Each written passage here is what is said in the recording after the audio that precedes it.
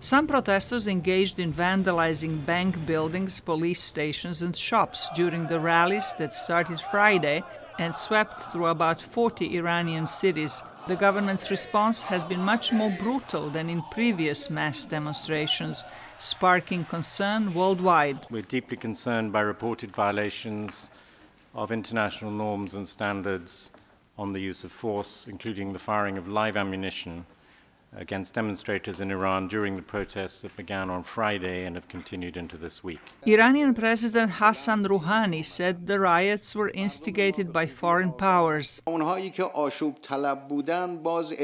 Those anarchists who came out onto the streets were few in number.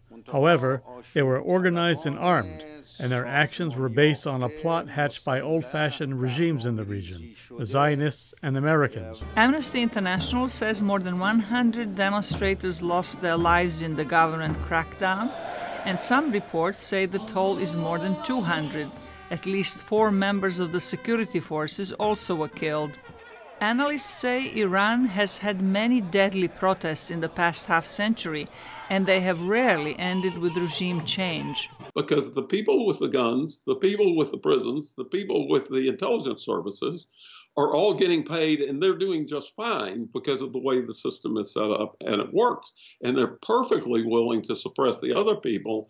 I doubt if 100 is the right number. They don't really care. It could be 100, it could be 10,000. Robbie Barrett, a scholar at the Middle East Institute, told VOA Persian Service using sanctions or offering economic incentives to Iranians won't make a difference because Iran's military elite controls much of the economy and wants to keep it that way. Unless there's just a major collapse of order across the board, they'll maintain something. And what they may do is, after everyone is hurting, they may come back and say, okay, well, we're going to cut the increase in half, or we're going to cut it by 3/4, or we'll rescind the increase, and they'll look for another way to squeeze the economy to do what they need to do. However, Barrett said some changes in Iran are bound to take place in the near future.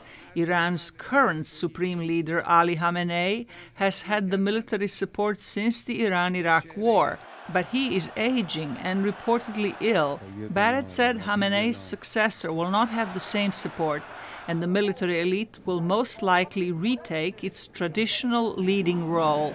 Zlarica Hoke, VOA News, Washington.